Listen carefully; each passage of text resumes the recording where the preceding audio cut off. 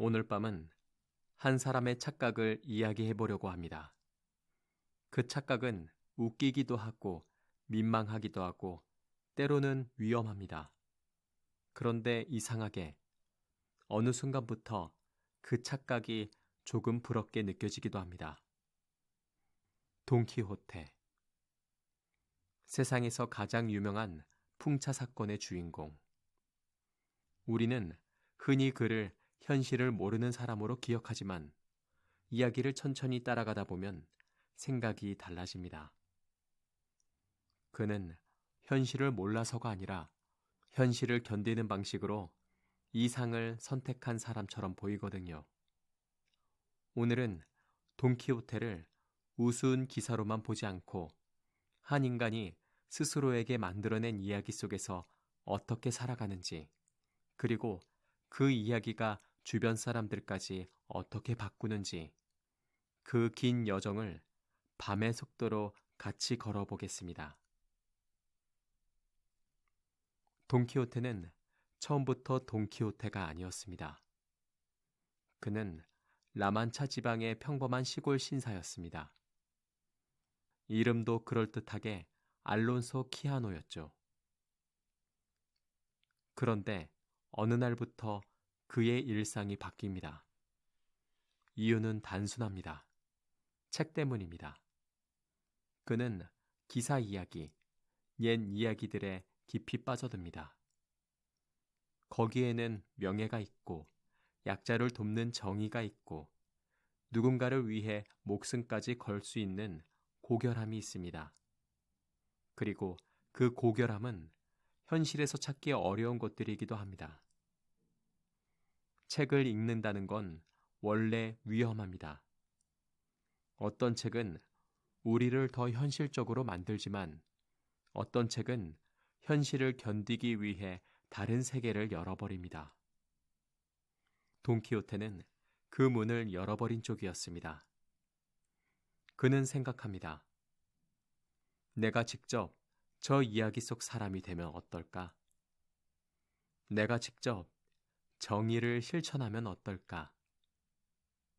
여기서 중요한 건 그가 단순히 현실을 틀리게 본다는 게 아니라 현실에 새로운 의미를 덧씌우기 시작한다는 점입니다. 현실이 너무 각박할 때 사람은 두 가지 길을 택하곤 합니다. 하나는 현실에 맞춰 자신을 깎아내리는 길. 다른 하나는 현실 위에 새로운 이야기를 얻는 길. 돈키호테는 두 번째 길로 갑니다. 그는 자신에게 이름을 붙입니다. 돈키호테. 말에도 이름을 붙입니다. 로시난테. 그리고 사랑도 만들어냅니다. 둘시네아. 여기서 우리는 멈춰 생각해 볼 수 있습니다. 사람이 어떤 이름을 붙이는 순간 그건 더 이상 단순한 물건이 아닙니다. 그건 관계가 됩니다. 서사가 됩니다. 돈키호테는 자기 삶을 하나의 이야기로 재구성합니다. 문제는 그 이야기가 너무 아름답다는 겁니다. 아름다운 이야기는 사람을 살리기도 하지만 사람을 현실에서 떼어놓기도 하니까요. 돈키호테가 혼자였다면 이 이야기는 오래 못 갔을 겁니다. 하지만 그는 함께 갈 사람을 구합니다. 그리고 선택한 사람이 산초 판사입니다. 산초는 현실적입니다. 땅의 사람입니다. 어디서 밥이 나오는지 알고 돈이 어떻게 도는지 알고 비바람이 얼마나 차가운지도 압니다. 그런 산초가 왜 돈키호테를 따라갈까요? 이 질문은 사실 꽤 현대적입니다. 우리도 비슷한 선택을 할 때가 있거든요. 저 사람 말이 이상하긴 한데 왠지 같이 가보고 싶다. 산초에게는 나름의 이유가 있습니다. 돈키호테는 약속을 합니다. 함께 모험을 하면 언젠가 섬을 하나 다스리는 자리, 통치자가 되게 해주겠다고요. 말도 안 되죠. 그런 산초는 고개를 끄덕입니다. 여기서부터 재미있는 일이 벌어집니다. 현실적인 사람이 비현실적인 사람을 따라가면 보통은 비현실이 깨지거나 현실이 휘거나 둘 중 하나가 일어나거든요. 돈키호테와 산초는 이 둘을 동시에 보여줍니다. 돈키호테는 계속 부딪히며 깨지고 산초는 계속 곁에 있으면서 조금씩 휘어집니다. 산초는 돈키호테를 말립니다. 하지만 말릴수록 돈키호테의 이야기는 더 단단해집니다. 왜냐하면 돈키호테는 모든 반대를 자기 서사의 재료로 쓰니까요. 내가 그렇게 말하는 건 마법사가 우리를 방해하기 때문이야. 내가 의심하는 건 내가 더 크게 시험받고 있다는 증거야. 이런 구조는 낯설지 않습니다. 어떤 믿음은 반대에 의해 더 강해지기도 하니까요. 하지만 산초는 돈키호테에게서 단순한 허풍이 아니라 열정을 봅니다. 그리고 그 열정이 때때로 사람을 움직이는 걸 봅니다. 산초는 그 열정을 현실로 번역하려고 애씁니다. 돈키호테는 현실을 이상으로 번역하려고 애씁니다. 둘은 서로 다른 언어를 쓰는데 이상하게도 같은 길을 걸어갑니다. 그리고 마침내 그 장면이 옵니다. 평원에 거대한 풍차들이 보입니다. 돈키호테는 말합니다. 거인이다. 산초는 말합니다. 풍차입니다. 이건 단순한 착각이 아닙니다. 여기엔 세계관이 부딪힙니다. 돈키호테에게 세상은 정의와 악, 기사와 괴물이 있는 곳입니다. 그러니까 눈앞의 거대한 구조물은 그의 이야기 속에서는 거인으로 읽힙니다. 반대로 산초에게 세상은 농사와 바람과 노동이 있는 곳입니다. 그러니까 풍차는 그냥 풍차입니다. 돈키호테는 달려듭니다. 결과는 우리가 알듯이 참담합니다. 바람에 휘둘리고 내동댕이 쳐지고 부러지고 망신을 당합니다. 그런데 중요한 건 그 다음입니다. 돈키호테는 현실을 인정하지 않습니다. 대신 이렇게 말합니다. 마법사가 풍차로 바꿔치기 했구나. 이 말이 우습게 들리죠. 그런데 동시에 인간의 어떤 본능을 정확히 찌릅니다.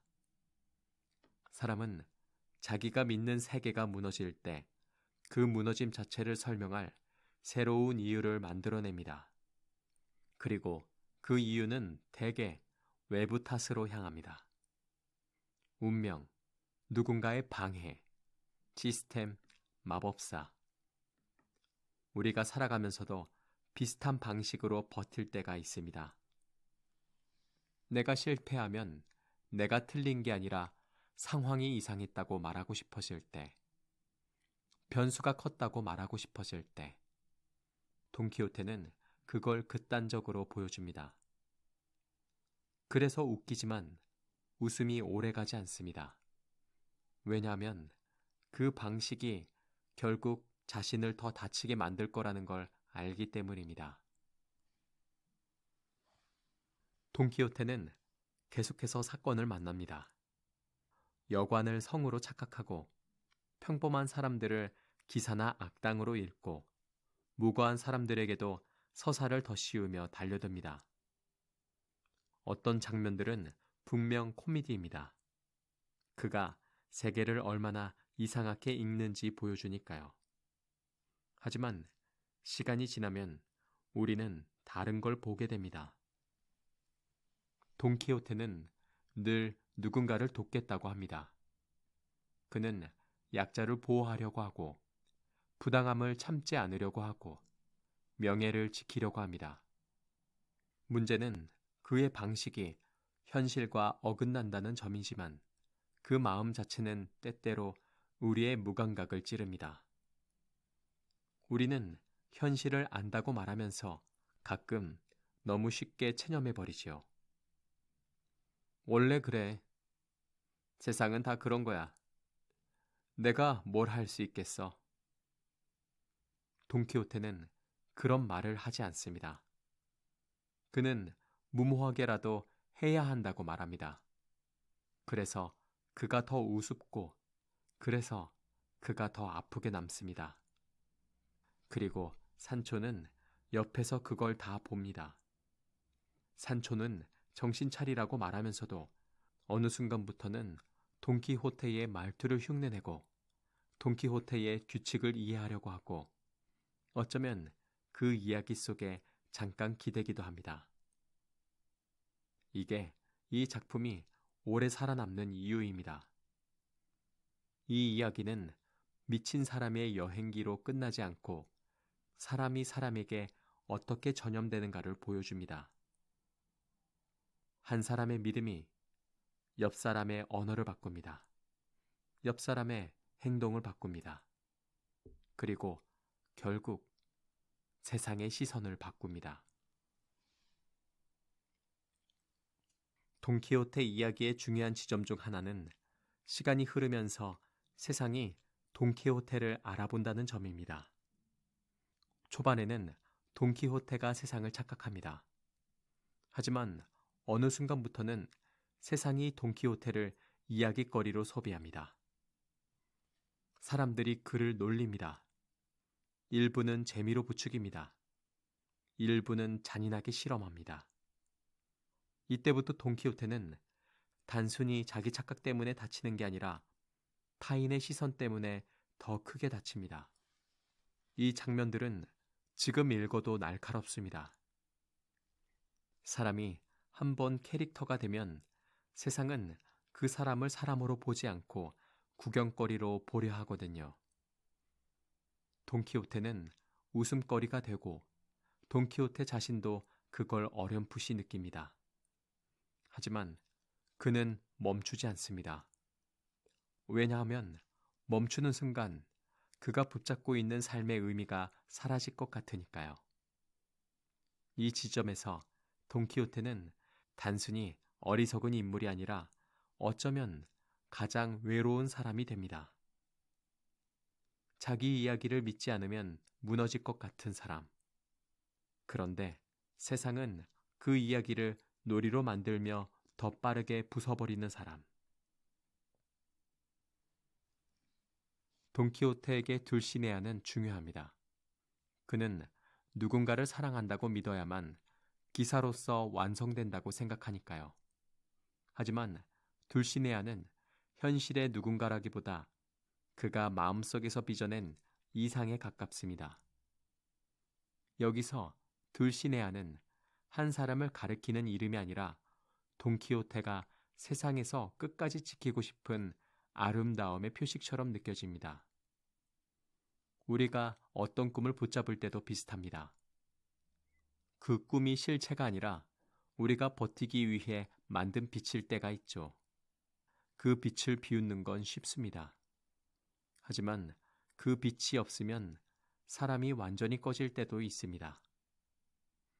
돈키호테의 비극은 그가 빛을 붙잡았다는 데에만 있지 않습니다. 그 빛을 붙잡는 방식이 세상과 계속 충돌한다는 데에 있습니다.